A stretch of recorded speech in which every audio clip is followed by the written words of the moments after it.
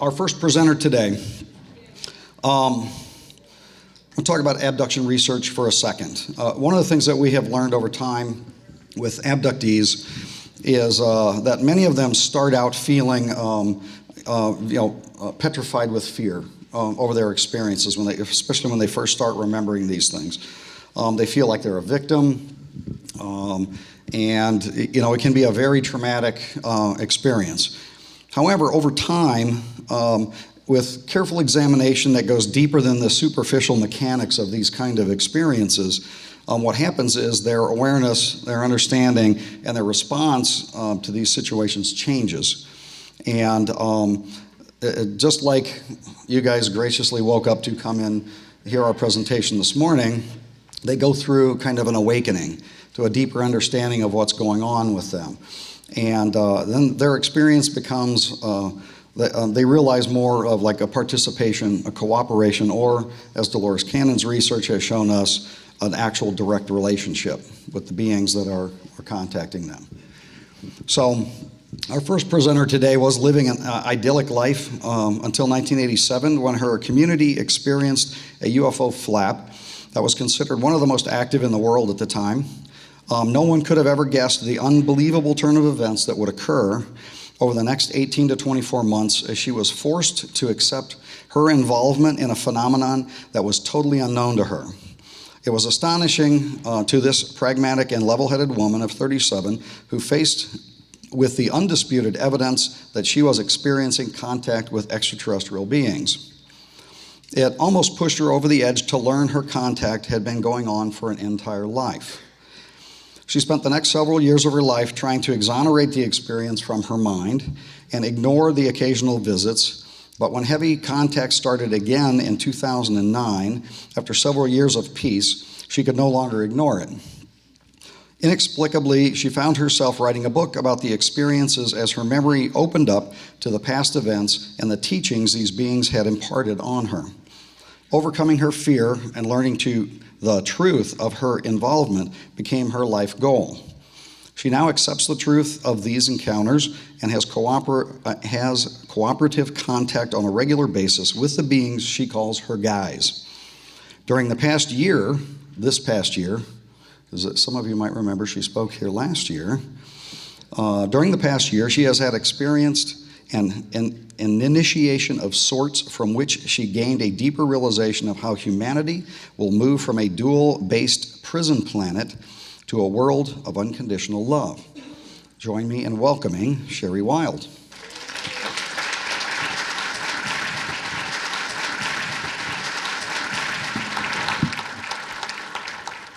So I think that most of you that are here today, you already know my story, and you just got a little synopsis of it. It was 1987 when I did undergo hypnosis to investigate 2 hours of missing time. And it was at that time that my memories were opened up, and I did start to get recall of a whole lifetime of experiences. It was a frightening ordeal. It's finding out that you have a life that's a secret life and it's running parallel to what I think of as your 3D earthly life. It's a frightening hypothesis, and it's very difficult to integrate into your experience. Back at that time, I remember feeling very lost and alone.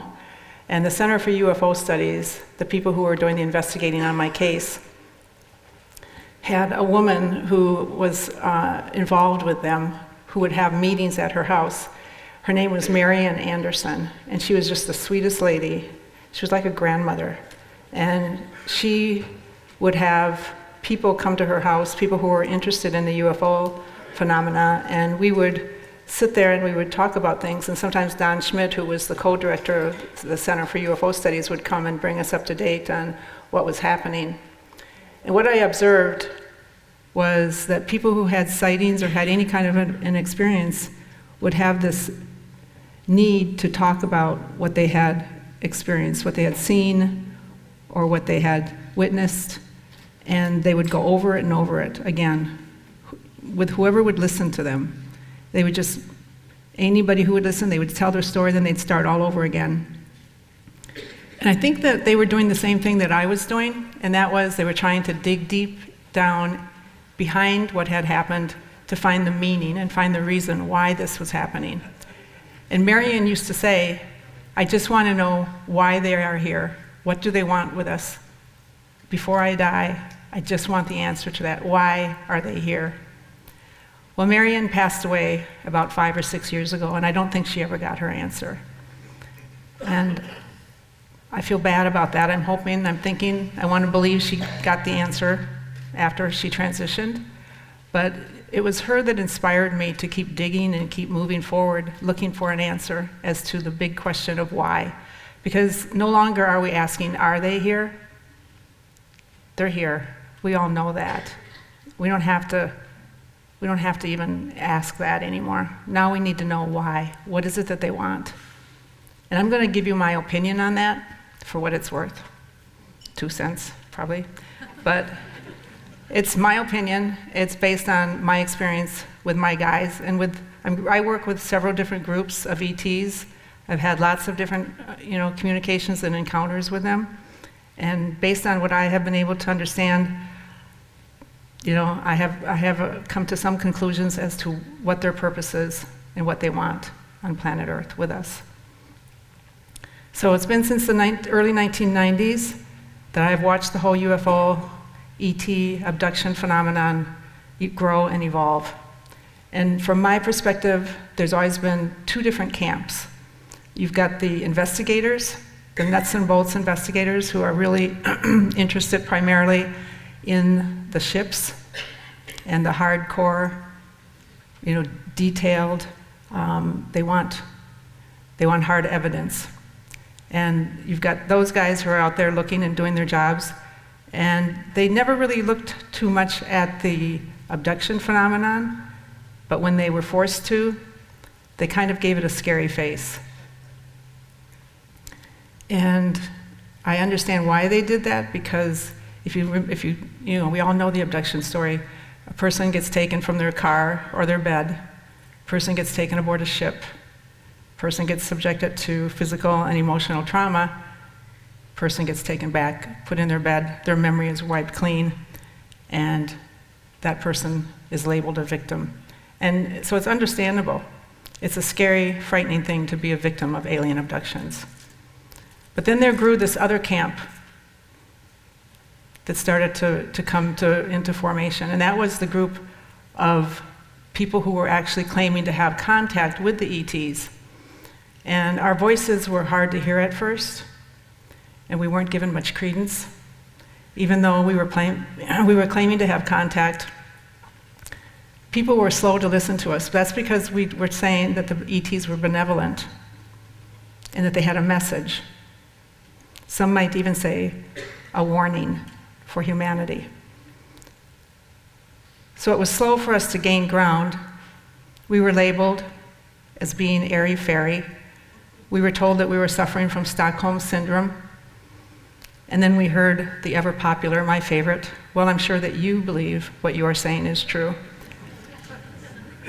So we were discredited a lot, which always made me scratch my head, because I'm thinking, we're the ones who are actually in contact with the inhabitants of the ship.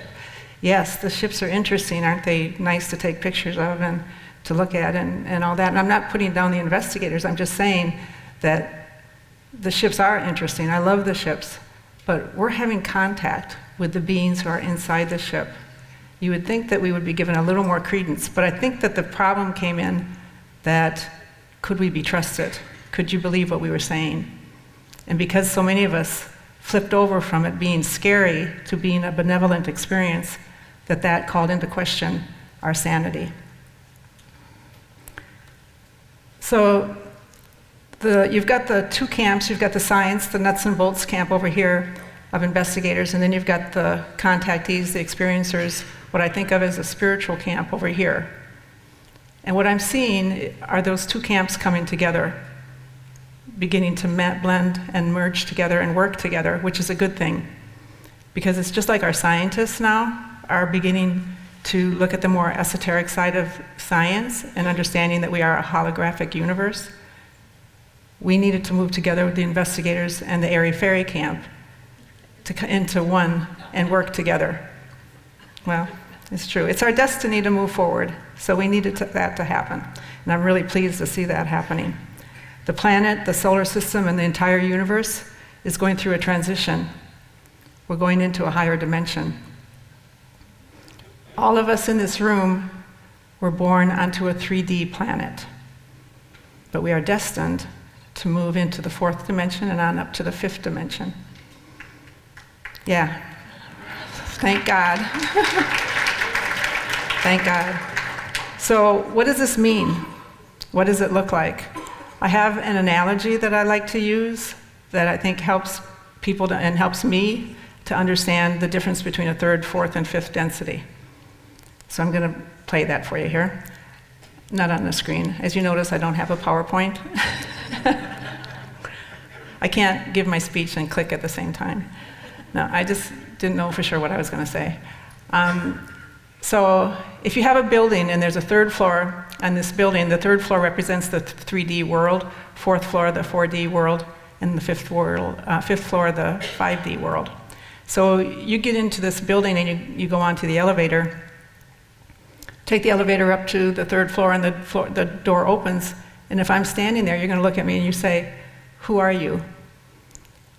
It's the 3D world, the 3rd floor. So I'm going to look back at you and I'm going to say, "Well, my name is Sherry Wilde. I was born on December 25th, 1950. I'm a mother to 2 beautiful daughters, and I'm a grandmother. I own a small real estate business that I've operated my entire life. I divorced when I was 40 and decided to stay single. I'm German heritage. I was raised in the Lutheran faith, but I consider myself spiritual. I'm a victim of alien abductions, of which I wrote a book and lecture about." The door closes, you push the button, you go up to the 4th floor, and the door opens, and I'm standing there, and you say, "Who are you?" Now, because it's the 4th floor, I'm going to answer a little differently. I'm going to say, "Well, I'm a divine child of the Creator. My name is Sherry Wilde. I chose that name as well as my birth date of 12/25/50 because the energetic resonance of those frequencies gave me the roadmap and the gifts I needed in order to best experience what I was desirous of experiencing in this lifetime. My life has been exceedingly interesting, as this is my first time in human form on this planet. I came to Earth as one of the million volunteers to assist humanity and Earth in the ascension during this time of the great Earth changes." The door closes. You go up to the 5th floor, and the door opens, and I'm standing there, and you look at me and you say, "Who are you?" I'm going to look back at you, and I'm going to say, "You know me. I am you, and you are me. We are one." Okay? So I tell you this analogy because I'm going to be speaking to you from all 3 of those floors. And as you might have noticed, the 3rd floor uses a lot of labels. That's the dimension we were born into. The 3rd floor, there's a lot of labels to define the solitary separate self. It's a world of duality. It's a world of polarity, contrast. It's a world of fear. We all know that. Whereas on the 5th floor, there was oneness, unity consciousness, the awareness that we are not separate. And then the 4th floor is the transition between those 2 very different worlds. And it's the 4th floor is the acknowledgement that we are in control of our destiny and that we are not victims and that no one can make us play the role of victim unless we agree to it on some level. So as I continue on with my talk, you're going to feel and notice me transitioning from 3rd to 4th and hopefully ending on the 5th floor where there is no fear.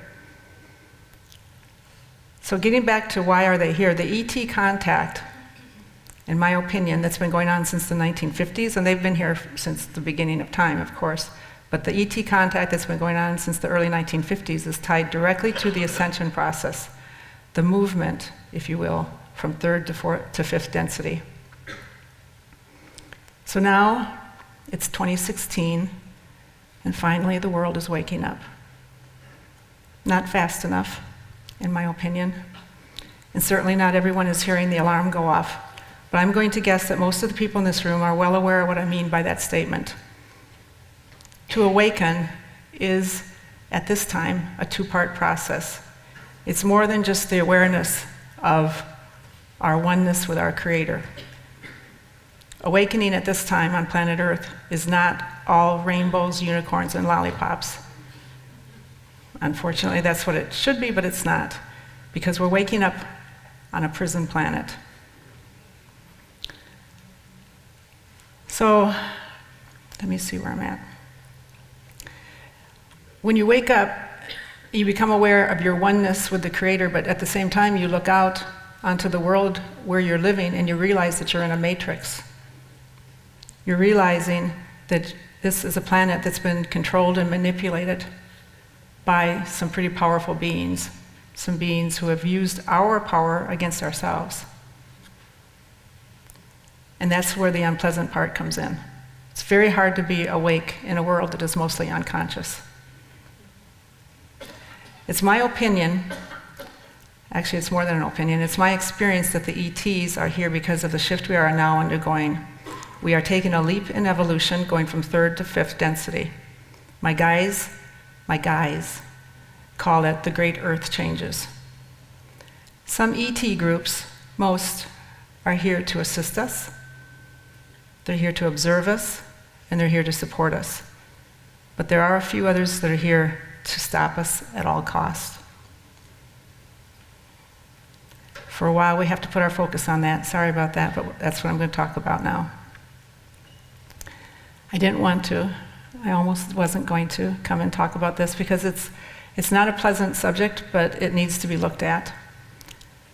But if you can remember that I'm talking to you from the 3rd floor and the 4th floor, and realize that what we're looking at and what we're talking about is, in truth and honesty, it's a game. Okay?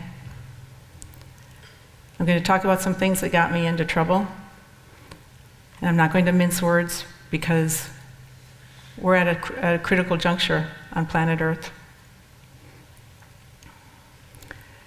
So we're at a time when we're going to move into the frequency or the timeline that best resonates with our soul. And this is nothing to fear. I know I get a lot of people after I give these talks who come up to me and say, am I going to make it? I'm like, there's nothing about whether you make it or not. Everybody has a soul. We're all part of oneness. We're all part of unity consciousness. It just doesn't, it's not in our awareness because we're living in these separate bodies. We think we're separate, but we're all going to go where our frequency takes us. So determining where you're going is based, your higher self will take care of that for you. So there's no fear. Everyone's going to make it. It's not a journey to any place. It's a journey of awareness. It's a remembering. We are all God playing in creation. We're sort of like playing hide and seek with ourselves. We fall into this state of forgetfulness so that we can remember again, because it's just so much fun. I don't know. I don't get it. We've all done it thousands of times before. So as you listen to me continue to talk, remember the true nature of your being. Remember that we are in truth oneness, that we are energy, and that we are holographic in nature. Okay? I don't want to add more fear to anybody. So I'm going to go down to the upper 3rd floor. And from that perspective, that's where I'm going to talk to you. There are divisions within each floor. A lower 3rd D, 3-dimensional person is going to have way less awareness and is going to be less awake than an upper 3D person. So there's many floors within each floor because you come onto a new level. When we moved into the 4th dimension, you start on the lower floor and you work your way up. And then you work your way up till you break through to the 5th dimension. It's a process. It's like climbing a ladder. So I'm going to tell you that speaking from that upper 3rd floor, we're all aware that there are beings here that believe that this planet is their own, and that we are nothing more than worms under their feet, and that they do not want us to awaken. And yet these controllers They know about our divine nature, and they know about the power that we hold to create our reality. They know more about us than we do. That's unfortunate, but that's the way that it is. They know that if they keep us in fear, that they can control us, and they can keep us from waking up from that game of hide and seek that we're playing. The earth human soul has been trapped in a cycle of reincarnation, birth and rebirth for eons. We were told that we have lessons to learn and that we have karma to settle.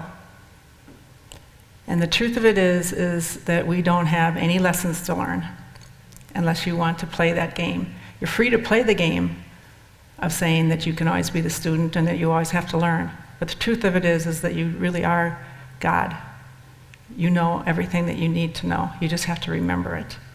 It's okay to play the game of I need to go back to earth and learn a lesson, but you don't have to. That's been part of the trap.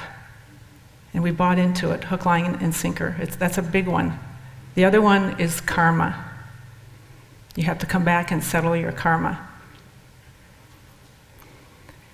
It's true that there's energy because that's what we are. The universe is energy. And so when you create energy through an action or through negativity and you create dark energy, that energy needs to be transformed back into neutral energy. But you do that through forgiveness.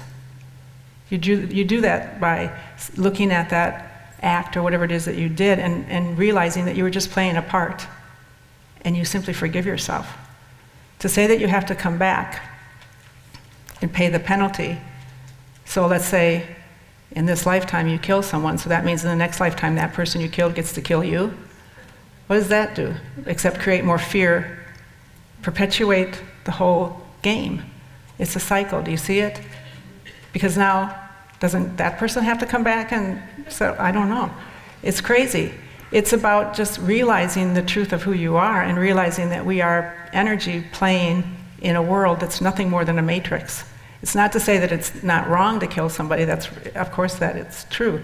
But when you have the realization of who you are, it wouldn't even occur to you to kill someone. So it's the being in that awakened state, that conscious state. So I got into trouble for talking like this. I got into trouble for reminding you about your true divine nature. I got into trouble for telling you that most ETs are benevolent and that they're really your extended family and that they love you to pieces and that they have this huge respect for our resilience, our ability to keep on keeping on.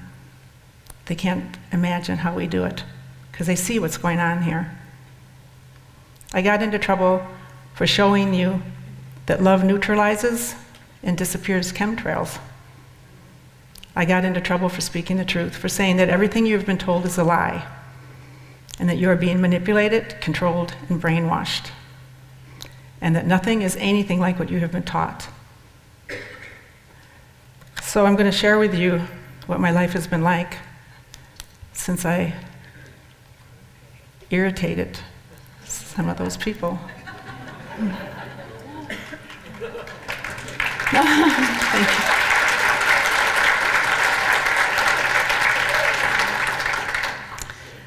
Okay, it's a bizarre story, and if I were you, I wouldn't believe it.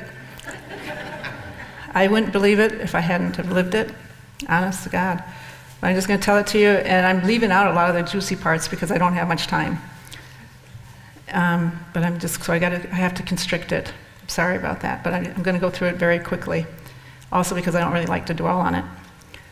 So it was about late 2014 when I began to become physically very weak. I didn't know what was happening to me. It happened very suddenly. I was always a person who hit the floor running, and I would go out and get on one of the many beautiful trails that we have in my community in Wisconsin. Beautiful trails, miles and miles of them. And I would grab my dog, and together we would walk at least minimum of 3 miles a day. Usually we'd go 3, 6, sometimes I'd go 3 times. Go out 9 miles walking. So I was always a very energetic person, and my little dog was right along there with me. And it was my time to meditate and commune with nature. and get balance in my life. One morning I woke up and I couldn't get dressed. And I actually laughed about it because I was so stumbly, I just kept tipping over every time I tried to put on my pants, and I couldn't tie my shoes. And I thought, well, maybe I had a stroke or something. And it continued to deteriorate my health. But I also was very disoriented. I became very foggy-brained, and I became angry. The anger was something that was really baffling. I could see I was getting older, and I thought, well, this must be what it's like. But the anger, I didn't get what that was about. I had gone through my awakening in 2008, 2009, 2010, right in through there. I had quieted the voice in my head, that ego voice that's always chattering, I was blissfully free of that. But now I had another voice, and it was saying nasty things to me. It was saying, why don't you just give up and die? Today's a good day to die. Why don't you just end this struggle? It was nasty. It was awful. I didn't know what was happening until one morning between Christmas and New Year's in 2014. Got up and there was blood splattered on the sheets. And I looked at it, and I called my partner, Jim, in to look at it, and we agreed that it was not from a scratch or any kind of a wound or anything. It was blood splattered, as if you took a paintbrush and you just kind of flicked it. It was splattered over the middle top area of the bed over quite a distance. Didn't make any sense. A bloody nose, a scratch on you, nothing would do it. The blood had been splattered onto the sheets. I got upset. And I stood by my bed, and I demanded to know what this was. I couldn't get an answer. I think I was too enraged to hear the answer. It took me a little while after I had stripped the bed and was washing the sheets, putting clean sheets on the bed, when I heard the answer. An implant was removed. And I said, I am not supposed to have implants. I demand to know, what was this implant? And I didn't get an answer again for a while. Again, I think it was because I was upset, and also in that weakened condition, I wasn't quite as clairvoyant, maybe. It took a little bit until later that morning. They show movies, those of you who know how this stuff works, they show you movies. And they showed a movie to me it was in my bedroom, and there was a body hovering above the bed, a good distance, probably 4 feet maybe, above the bed, and there were 4 or 5 beings around this body. It was very dark, so I couldn't make out much of anything, but my sense was that was me, and they were doing something, and then there was a jerk, quick movement, and I understood that that's when they took the implant out. I couldn't see where they took it out of me, couldn't see much of anything, except that I could see that it was the Draco that removed the implant. It was not my guys. That was very clear to me. Totally different group of ETs. Now, this was alarming to me, but it wasn't surprising. We had started working with the Draco. They had come into our lives, and that's another really interesting story, but I don't have time to go into it. But they had come into our lives, and there was a group of them, 5 of them, asked if they could work with us. They wanted to use this time of awakening, of ascension, to move out of service to self to service to others. And they needed someone to service. They needed someone to play that role for them, and for them to transition and learn how to be of service to others. And so we agreed to that. I don't really have any fear of the Draco.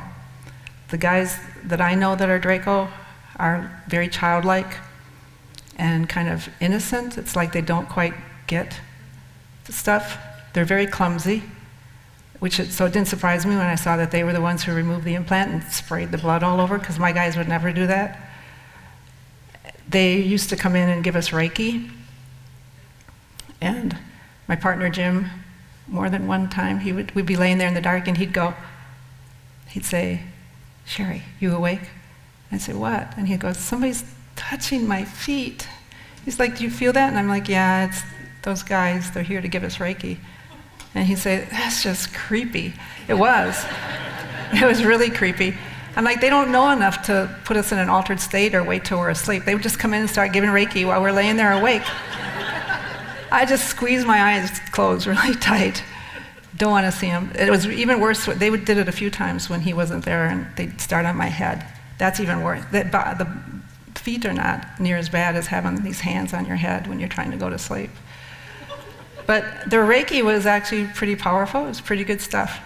They also, we woke up many mornings, and I had this itch on my back, and I noticed Jim was doing the same thing, trying to reach back there, and I said, you got the same thing. So we checked each other out, and sure enough, a 3-prong injection site. And I said, oh, criminy, we got injected with something. And he said, what? And I heard them answer, amino acids. I didn't expect an answer, but we got one. And I said, oh, they just told us they're injecting us with amino acids. And he said, why? And I said, I don't know. And they said, look it up. So I looked it up. It turned out it was a good thing, so it was good. I think they were doing what they could.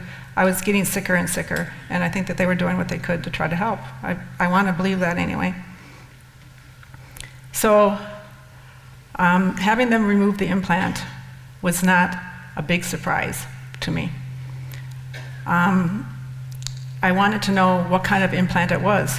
Was it something to help me, though? I mean, I was thinking maybe this was a good thing that my guys had put in, and that the Draco maybe were betraying me and had taken it out, and it was meant to stay in me. I didn't get an answer for a couple days, and I didn't expect to hear an answer until it was 2 or 3 nights later. We were making dinner, Jim and I were making dinner, and we were talking, and all of a sudden I heard him say, Trojan horse implant. And I said, what? And Jim goes, huh? And I said, not you. I said, they're talking. And I said, what did you say? And they said, Trojan horse implant. And I said, Trojan horse. I said, isn't that the name of a condom? Trojan horse? And he said, look it up again. So I went and I looked it up. And when they tell you to look it up, they do that all the time. And when you look it up, somehow they put in bold or they highlight the definition that they want you to focus on. I don't know how they do it, that magic stuff they do. So I looked it up, and the definition I got was a type of malware, a program that runs in the background, taking control without the operator's awareness. I know. Oh, pissed me off big time. Explained what was going on with me, but the nerve of them to come in and put that in me and overrun my own free will just was very upsetting, very upsetting. But it explained why I had been hearing that voice and why I was feeling the way I was feeling as far as my bouts of anger. It didn't really explain why I was so weak and my condition was continuing to get weak. There was another crazy, bizarre thing going on at the same time as all this was going on. There was this buzzing sound at my house. It would come at night when I was there alone, for the most part. One night, I literally turned off the lamp by my bed, and the sound came on, and I heard it, and I was like, really? And I turned the lamp back on, the sound went off. I turned the lamp back off, sound came on and off. I did that several times. It was ridiculous. But it was very affirming that there was some intelligence behind the sound, because I had been hearing it for some time now. And I'd gotten up several times, gone down into my basement to check to see if something down there was running, my furnace, my softener, something. I went outside, looked above my house to see if there was a drone or something. Nothing there. I got in my car and I drove around my neighborhood to see if someone had opened a business of some sort that was operating at night. Some kind of a repair shop or something, which would be crazy because I lived in a high, kind of a nicer, higher end country development. So couldn't figure out what it was. I knew whatever it was wasn't good, but I didn't know what it was. The next morning, after it had been on for most of the night, or if I'd heard it, I would always feel more foggy-brained. I'd be more stumbly. My dog went downhill with me. He was affected also, and we both went to hell in a handbasket, really. What I found out later was that that sound was ELF radiation, extremely low frequency radiation. It's horrific. It's a terrible thing to do. It suppresses your immune system. It suppresses your frequency, lowers your frequency. It causes foggy brain, confusion, depression. You can't think straight. It messes with you big time.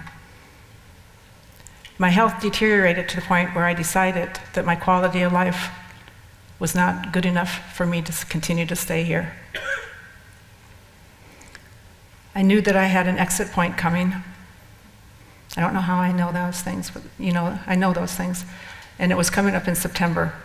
This would have been about in March or April that I became aware of that. And I asked to be allowed to take that exit. And it was affirmed that I could take it. And I was extremely relieved to know that I was going to be getting free of all this. I started to put my affairs in order. Now I get a message, an email through Facebook. So there is one good thing about Facebook. Anelia Benz, I know, no. Anelia Benz, who is a spiritual teacher that I really, really admire and respect, she reached out to me through Facebook. I was so flattered, I was, even as sick as I was like, wow. And she complimented me on my book, and we exchanged a few emails, and then she suddenly insisted that I come visit her in person as soon as possible. I looked at that message and I'm like, what, really? Why? And I thought, I can't do that. I can't make that cross-country trip. I was holding all my energy I could for the conferences I had committed to because I wanted to get out there and speak before my time on planet Earth was done. And I didn't know how I could do it, but I just was being pushed to go. So I thought, well, I'll take it one step at a time. So I booked the flight. And as the time got closer and closer for me to go, I almost didn't go. But I thought, well, if I'm going to be sitting here, I can just as well be sitting on a plane, I guess. So I got on the plane and I went. She lives out in Washington, off the coast of Seattle, on a houseboat. First thing she did when I got there was to look at me and say, so I bet you wonder why I asked you here. And I said, yeah, big time. And she said, I understand you are thinking about leaving the planet. And boy, I felt like a little kid who had got caught with their arm in the cookie jar. Because how would she know that? I had only shared that with Jim. I hadn't shared it with anyone that I was planning to leave. I mean, and I didn't even know her. And for her to know that was kind of freaky. And I felt kind of ashamed. And she said, no, it's fine. She said, I looked at your life, and she said, to tell you the truth, if I were you, I'd leave. And I said, oh, okay, we're good. And she goes, but before you make that big of a decision, you need to know a few things. She said, you don't have the whole picture. She said, let me ask you, do you believe in evil? And I said, no, evil doesn't exist, only love exists, only love is real. And she laughed, and she said, I knew you were going to say that. And I said, why? And she said, because she said, you don't understand what's going on with you. And so the next 4 days we talked. And basically what she told me was that she had been contacted by my ET family. They had reached out to her and said, we would like you to intervene, that we've lost our connection, our contact with Sherry. We're going to lose her. Please intervene on our behalf and tell her that she's not alone and make contact with her. And Anelia gave them the answer that she gives everyone who asks for a personal intervention, and that is, I am here for the collective, I'm not here for individuals, and I'm sorry, no. So then a second ET family that I work with reached out to her and asked for an intervention. She told them the same thing. And then she giggled and she said, then you have a third family you're working with. They asked me too. And I said, yeah, I do. I have 3 of them, 3 groups I work with. And she said, they love you a lot. She said, they asked me to intervene. But she said, I had to tell them, no, I can't start doing that. If I do it for one, then where do I draw the line? And so she said, no. She said, then I heard from your soul family. Would you please intervene on behalf, And she said, and I had to tell them no. And I'm listening to this and I'm going, what? And is she talking about me? And then she said, Gaia reached out to me and said, one of my biggest champions is under attack and is thinking of leaving the planet, and we can't lose her. Would you please intervene? And Anelia said, I paid attention to that. And I thought, I better look at this Sherry Wilde and find out who she is. But she said, then I got busy and I forgot all about you. It's like, okay. And she said, but I went on Facebook then a day or two later, and my Facebook page was splattered with your name everywhere. She said, everybody was saying, have you heard of this woman? Have you seen this woman's talks? And she said, and I thought, okay, the universe wants me to intervene. I need to do this. So she said, 3 people sent me your book all at the same time and said, you need to read this. So she said, I read your book, I looked at your YouTube videos, and then she giggled and she said, you just really put it right out there, don't you? And I said, what do you mean? And she said, you don't have any censors. And I said, well, I've been told that before, but I said, I don't really know what I'm supposed to censor and what I'm not. And she said, that's good. She said, that's good. But she said, that got you a big old bullseye on your back. She said, the controllers, the elite, whatever you want to call them, they don't like what you're saying and they feel threatened. And they want you gone. They want you silenced. They mean to kill you. And I said, oh, okay, well, they're doing it. That's what's happening. But I said, I don't really like the way that sounds because that makes me a victim. And I said, I don't believe in being a victim. That's my whole thing, is that you can't be a victim. And she leaned over and she said, I didn't say you were a victim. What I said was that you're under attack. She said, you come here to this planet, which is a planet of duality, of contrast, a planet that's awakening and has a battle going on for the souls. She said, and you come here to bring light. And she said, you don't even know what evil is. She said, you've never even seen it. She said, what are you even doing here? And so I came here to help, and she said, that's good. She said, you're making a big difference, I can tell you. You're having a ripple effect. And she said, that's what your family wants you to know, is you're making a difference, you're not alone, and it's great, and we need you here. She said, but it's unfortunately that you didn't know that you were up against evil. Now, I'm still not sure that I believe in evil, even with all that's happened to me, but I do believe that I was attacked. Clearly I was attacked. She made me promise to reconsider. She didn't make me promise to stay, but she did ask me to reconsider whether I would leave or not. And she did tell me, again, if I were you, I'd go. But if you care about Gaia, if you care about humanity, you know, you might want to stay because you are going to continue to have a big influence and your message is going to get out. And I said, if I stay, does my quality of life get better? Can you look at my timeline and see that? And she said, yeah. And she looked at it and she said, it does. And I said, not 20 or 30 years from now when I'm on my deathbed, but not soon. And she said, yeah, pretty soon. I said, okay. So I went back home, recommitted to doing my best to stay. But the attacks continued and they actually escalated. And Anelia was there for me, and my ET family was there for me, because there were times when I would be literally at home, laying on the sofa, unable to do much of anything, and I would have this thought, oh, I feel like I'm getting better. I feel like almost like I'm feeling normal or something. And then as soon as I would have that thought, it would be like someone would throw a wet blanket on me, and it would just like crash me. Those were the times when my phone would go off, and Anelia would either call or text me, and she'd say, you're under attack, aren't you? Your ET family says they're there with you. You don't see them, you can't hear them, but they're there with you. Hang on. And that's what she would just keep telling me. Over and over again that would happen. And she would just say, hang on. Hang on a little bit longer, Sherry, hang on. They're going to get tired of this.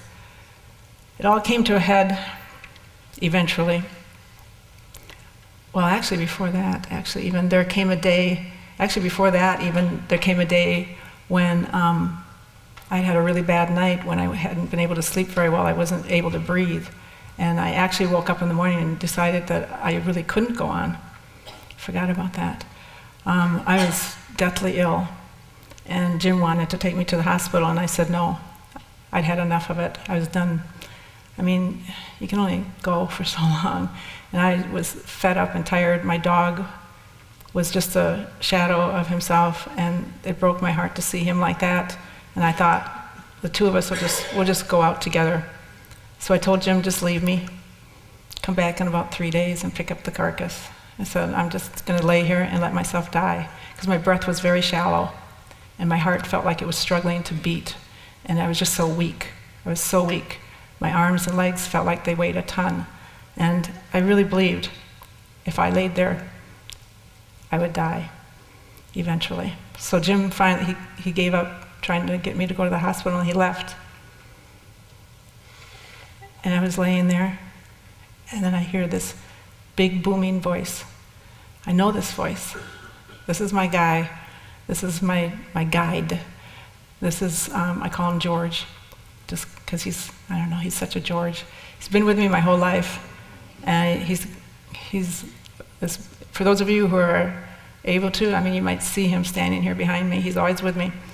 And his big booming voice, and he goes, so that's it? You're just going to lay there and die?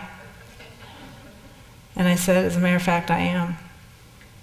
And it was quiet. And then he said in a normal voice, he said, aren't you even curious about what it is that's going to kill you? And I said, it's heart failure. I'm in heart failure. And there was no answer. And I said, I'm in heart failure, right? And there was no answer. I was like, damn it. So I lift myself up on one elbow, and I go, it's heart failure, right? I'm going to die. I started thinking, what if I have a stroke and I'm stuck in a body that's in even worse condition? That damn George, he knew the one thing to say to get me going, because he made me curious about what it was, and he made me doubt that I was really going to die. I didn't want to just, get stuck in a paralyzed body or something like that. So I reached for the phone, I called Jim, and bless his heart, he came back and he picked me up, took me to the emergency room. That's a funny story too. I'm not going to tell you about my exchange with the doctor. I'm not going to tell you how they called in the psychiatrist. What they found out was that it wasn't my heart. I was being poisoned. I was going to die, but it was from poison. Now I was really pissed now. As sick as I was, it's like what I had the implants that took over my thoughts. I had the ELF radiation, and now poison. I'm an old woman. What the hell? Did they think? It just terrible. I was mad. I looked at my dog, my poor little Pookie. He'd had one infection after the other. Infections on his body, his ears, anal glands, everything. The poor little guy had suffered so badly. He got diagnosed with a heart murmur, Cushing's disease, Lyme disease, and he had gone totally lame. Flat out, on the floor, can't move, lame. I was pissed. Come after me, but they got my dog too, So one night, it would have been more toward fall, winter of 2015 by now, it came to a head. I knew they were nearby, and I knew that they were serious. And I stood in my bedroom and I said, why did you do this? Why? And I didn't expect an answer, but I got an answer, and it felt like someone had dumped ice into my veins, because the answer came from a being that I would say does not have a soul. He simply said, you were warned. That's what he said. It was just the energy behind the words, as if you're nothing. You're nothing to me. You have no value. You were warned, and so now I can do anything I want to you. And I said, you know what? I'm not playing this game anymore. I'm done. You stay away from me. You don't come near me or my loved ones. You stay away from my home. I am a child of God. I am a sovereign being, and you do not touch me. Do not impinge on my free will. You stay the hell away from me. Now, I had some help that night, because there were other people who were tuned into me who knew that I was in for an attack that night, and they also came to my aid. I understand it that I have, well, not an understanding. I have a Pleiadian ship parked permanently over my house. And I have Pleiadian guards with me at all times, which is wonderful. But in all truth, all that I needed to do all along was declare my own power. Now, I lived in the truth of who I am. That's what Da had always told me. Stand in the truth of who you are, they can't touch you. But like Anelia told me, you can't always keep your frequency high. There are times in this 3-dimensional, 4-dimensional world where you just can't. You're vulnerable. Maybe you have a glass of wine and you go to bed. That's it. That's all it takes. Unfortunately, now I know why. Any of you who heard me talk before, I used to laugh about how my guys used to tell me, stop drinking that glass of wine before you go to bed. And I'd say, you come down here and live and see if you can do that. Well, now I get, that's the vulnerability. You leave yourself vulnerable, it lowers your frequency, and that's unfortunate. We shouldn't have to live like that. I should be allowed to have a glass of wine without thinking that someone's going to attack me. So why am I telling you this story? Because I do not want to put more fear in you. I don't want you to be concerned that you're going to come under attack. But I'm sharing this story because the ascension process that's happening on planet Earth is real. It's a very real event. This is really happening. Each and every one of us, our soul is yearning to awaken. But there are some nasty dudes out there who want to stop us. They want us to continue to live under their control. The choice is yours. You have free will. Do you want to continue to live in the matrix, a world of control, domination, war, and overriding fear? Or are you ready to take responsibility and live consciously? Every experience that I have has a higher purpose to it. It's always about sharing the message. And for me, this message is utterly clear. We must stop allowing ourselves to be controlled. We must actively state our sovereignty and declare ourselves to be the powerful beings that we are. We can no longer sit by passively while we allow ourselves and others to be manipulated and controlled. We must state clearly that we are not in agreement with chemtrails, HARP, GMOs, alpha radiation, mind control, programming, manipulation, mass media lies, false flags, forced immunizations, and weaponized foods, having cures for disease kept from us, and being denied free energy. Just because you personally do not feel like you are under attack does not mean that you aren't giving your consent to all of the above and more through your complacency.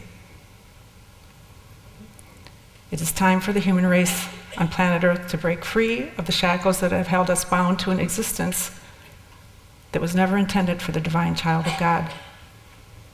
This world of pain and suffering is not our real home. This planet was intended to be a planet of freedom, joy, and love, and it is time that we claim our birthright. If you are not part of the solution, then we are part of the problem. The choice is ours. And now I want to end from on the 5th floor, because we've been hovering on that 3rd floor where there's a lot of fear and kind of going up through the 4th floor. I just want to say that this is a world of duality that we were born onto, 3-dimensional world. We've gone up through into the 4th dimension where we are looking at and realizing and understanding the results of our actions, and we're having to look at them and take responsibility for them. And through the very act of love and forgiveness, we can transmute it, because we are creating our reality. So from the 5th floor, I want to give you a quote from The Way of Mastery. Listen to this one. Yeah. A belief in goodness and a belief in evil create a conflict that must entrap the soul. So I'm going to stay with my belief in only love is real. Yes, I was attacked by some evil beings, but it's all in the game that we came here to play and participate in. I'm not a victim. I chose to have that experience on some level so that it would bring me to the awareness so I could share this lesson with you, so that we all can tap into our own power and say, I've had enough of it. I'm done. I want to live my life the way my Creator intended that I live my life. Okay? Thank you.